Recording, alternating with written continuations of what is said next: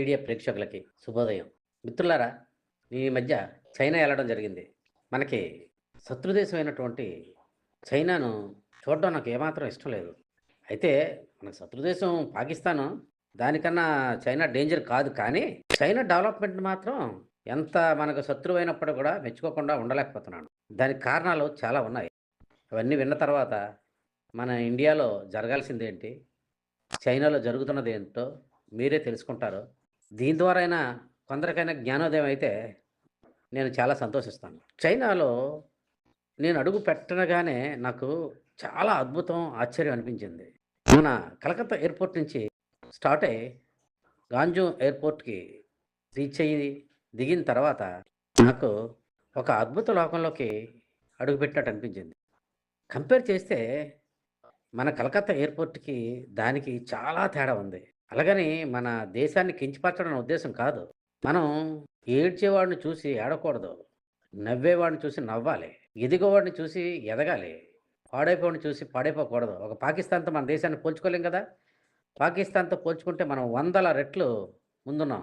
అదే విధంగా చైనా గూడా మనకన్నా కొంత ముందున్నదన్న విషయం మాత్రం మనం ఒప్పుకొని తీరాల్సిందే. ఇందులో ఎటువంటి సందేహం లేదు. అది మనకి నచ్చని విషయమైనా ఖచ్చితంగా ఒప్పుకొని తీరాలి. ఈ విషయంలో మీరు నాతో ఏకీభవిస్తారని అనుకుంటున్నాను. అయితే అది మన ఎదుగుదలకు ఉపయోగపడతదని మాత్రమే ఆశిస్తున్నాను. ఎందుకంటే మనం గూడా గత 10, 15 సంవత్సరాలుగా అభివృద్ధిలో పరుగులు పెడుతున్నాం. దురదృష్టవశాత్తు మనకున్న కొన్ని రాజకీయ కారణం వల్ల కొన్ని కుటుంబాల్లోనే దేశం ముడిపడిపోయి లేదా వాళ్ళ హస్తాల్లో బందీ అయిపోవడం వల్ల వికసించలేదు. కానీ మనం గూడా ఈ 10 సంవత్సరాల్లో జరిగిన అభివృద్ధి గాని, గత 40 సంవత్సరాలు, 50 సంవత్సరాలు జరుగుంటే చైనా కన్నా 2, 3 రెట్లు ముందుంటాము అని నాకనిపించింది. ఎందుకంటే నేను చూస్తున్నాను. శంషాబాద్, బెంగుళూరు, ఢిల్లీ, బొంబాయి ఎయిర్‌పోర్ట్‌లు, మొన్నే అస్సాంలో ఎయిర్‌పోర్ట్ ఎంత చక్కగా చేస్తున్నారంటే, ఒక ఎయిర్‌పోర్ట్‌లనే కాదు, స్టేషన్స్, ట్రైన్స్, బస్ టెర్మినల్స్ ఏవైనా అన్నీ కూడా డెవలప్ అవుతుంది.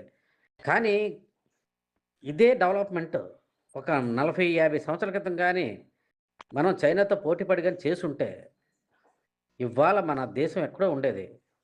మన దేశాన్ని మనం కించపరుచుకోవాల్సినంత అవసరం కూడా ఉండేది కాదు. అయితే అన్నిట్లికన్నా ముఖ్యంగా చెప్పాల్సిన విషయం ఏంటంటే, మనలో దేశంలోని రాజకీయం వల్ల దేశం సగం నాశనం అయిపోతే, ఇంకో 3 సీలున్నాయి. ఆ 3 సీల వల్ల కూడా నాశనం అయిపోతున్నాం. అదేంటంటే క్యాస్టు, కమ్యూనిటీ, కరప్షన్. ఈ 3 సీలనేవి మన దేశానికి పట్టిన చీడపురుగులు. నేను ఈ ఇండియాలోను, ఆంధ్రాలోను, మన పరిసర ప్రాంతాల్లో అబ్జర్వ్ చేసిందేంటంటే, క్యాస్టు, కమ్యూనిటీ చాలా ఉధృతంగా ఉంది. ఈ రెండిట్లి తలదన్నే విధంగా కరప్షన్ కూడా ఉంది. కరప్షన్ ఏ రేంజ్‌లో ఉందంటే, ఫలానా వ్యవస్థలో కరప్షన్ లేదని ఎవ్వరం గూడా చెప్పలేం. ఎందుకంటే, ఈ సొసైటీలో ఉన్న అన్ని వ్యవస్థల్లోనూ కరప్షన్ ఉంది. అది ఏ సైజులో ఉన్నదన్నది మాత్రం మనం లెక్కించుకోవాలి. ఫస్ట్ ర్యాంకు ఏ యొక్క ప్రభుత్వానికిలో ఉన్నటువంటి సంస్థలకివ్వాలో గూడా మనం తేల్చలేం. ఎందుకంటే, వాళ్ళు పరుగు పందెంలో మీరు చూసే ఉంటారు 'ఠాగూర్' సినిమాలో. ఎవరో ఒక 'ఠాగూర్' లాంటి వ్యక్తో, వ్యవస్థో లేదంటే ఒక నాయకుడో వస్తే తప్ప ఈ కరప్షన్ అనేది వెనకడుగు వేయదు. ఎందుకంటే, ఈ కరప్షను ఒకళ్ళు చూసి ఒకళ్ళు, ఒకళ్ళు చూసి ఒకళ్ళు, ఒకళ్ళు చూసి ఒకళ్ళు ఆశబోతులైపోయి ఒక రెవెన్యూ వ్యవస్థలో చూసామనుకోండి, కరప్షన్ ఏ స్థాయిలో ఉంటుందంటే, బంట్రోతు నుంచి తహసీల్దార్ వరకు, ఎంఆర్ఓ వరకు కూడా కరప్షన్‌లో పండిపోయారు. నిష్ణాతులైపోయారు. సామాన్యుడికి న్యాయమే జరగటం లేదు.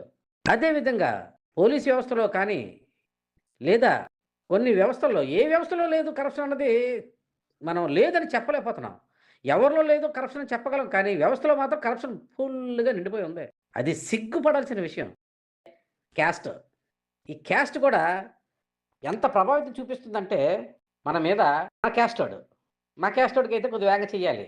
లేకపోతే వేరేవాడొస్తే పట్టించుకోరు. ఆ సీట్‌లో నాయకుడో లేదంటే అధికారో మన క్యాస్టోడుంటే మన భుజం తడతాడు. కనీసం పక్కోడితో కంపేర్ చేసుకుంటే మనకేదో ప్రిఫరెన్స్ ఇస్తాడు. అదే మనం వేరే దేశాల్లో కానీ, ముఖ్యంగా ఈ డెవలప్డ్ కంట్రీస్ అయినటువంటి చైనాలోను, అమెరికా లాంటి దేశాల్లో మనం ఈ క్యాస్ట్ అనేది చూడం. ఒకవేళ చూసినా మళ్ళీ అక్కడ మన క్యాస్ట్ సంఘాలయ్యుంటాయి. అంతే తప్ప వాళ్ళ క్యాస్ట్ సంఘాలుండవు. ఇంకా మూడోది పెద్దగా కనిపించదు గానీ, ఈ కమ్యూనిటీ ప్రాబ్లమ్స్ కూడా మన దాంట్లో ఎక్కువ.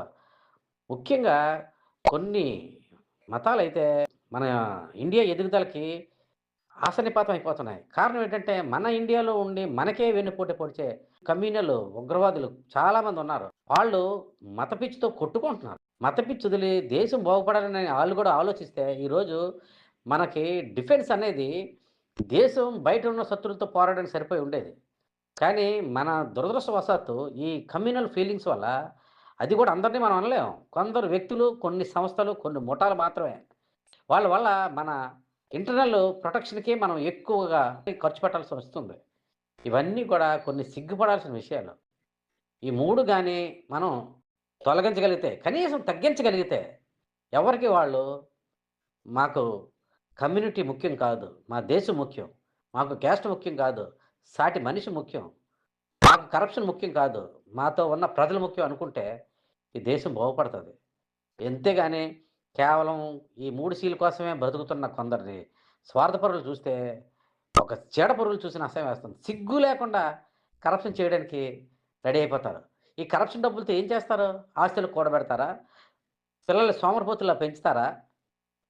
లేకపోతే చనిపోయే ముందు ఆస్తులు కూడబెట్టుకొని చూస్తూ సస్తారా? విచిత్రమైన విషయం ఏంటంటే, ఈ కరప్షన్ చేసినోళ్ళు అనుభవించడం కూడా తెలీదు ఆళ్ళకి. ఆళ్ళు చక్కటి దుస్తులేసుకోలేరు. ఆళ్ళు చక్కటి కార్లు కొనుక్కోలేరు. వాళ్ళు చక్కగా సొసైటీలోని మాకుందని చూపించుకోలేరు. అంతా సీక్రెట్‌గా బినామీల పేరు మీద, లేకపోతే ఎవడో పేరు మీద పెట్టారు. ఆళ్ళు చూస్తుండగానే ఆస్తులన్నీ కరిగిపోయి ఆళ్ళు దొబ్బేస్తారు. అదే కష్టపడి సంపాదించినోడు ఎంత ధైర్యంగా ఉంటాడో చూడండి. ఆ ధైర్యం ఈ కరప్షన్ చేసినోళ్ళకుండదు. కానీ కరప్షన్ మానరు. అదే కమ్యూనిటీ.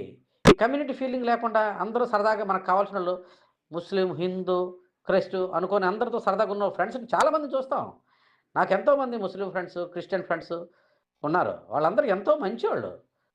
దరిద్రులు కొందరి వల్ల పాపం మంచోళ్ళు కూడా ఒక్కొక్కసారి చెడ్డ పేరొస్తుంటది. నేను చిన్నప్పుడు చదువుకునేటప్పటి నుంచి ఇప్పటి వరకు ఉన్న నా ముస్లిం ఫ్రెండ్స్ గాని, క్రిస్టియన్ ఫ్రెండ్స్ గాని ఎంతో ఆప్యాయంగా ఉంటారు. ఆళ్ళు ఇప్పటికి గూడా ఇంతకాలమైనా కొంతలో గూడా ఆళ్ళ మార్పు రాలేదు. ఎప్పుడు గూడా ఒక్కొక్కళ్ళకి 50, 60 సంవత్సరాలు దాటేసినా వాళ్ళెంతో సరదాగా ఉంటారు. కానీ కొందరి వల్ల చెడు పేరొస్తుంది. అది మాత్రం మన దేశంలో లేకపోతే మరీ మంచిది. ట్రిపుల్ సి పోవాలి. దేశం బాగుపడాలి. భారత్ జిందాబాద్, ట్రిపుల్ సి ముర్దాబాద్ అనే స్టేజ్‌లో మనందరం గూడా ఎలుగెత్తి చాటాలి. మన నినాదమై ఉండాలి. ట్రిపుల్ సి అనేది వెరీ, వెరీ, వెరీ డేంజర్. ఇది నా అభిప్రాయం. నా అభిప్రాయం మీరు ఏకీభవిస్తే నాకు ఈ ఛానెల్‌కి సబ్స్క్రైబ్ చేయండి. మీకు మంచి మంచి విషయాలతో మీతో పాటు నేను కూడా పంచుకోవడానికి ఎప్పుడూ సిద్ధంగా ఉంటానని మై మీడియా తరపున మీ అందరికీ రిక్వెస్ట్ చేస్తున్నాను. ఇట్లు మీ జనార్దన్. నమస్తే.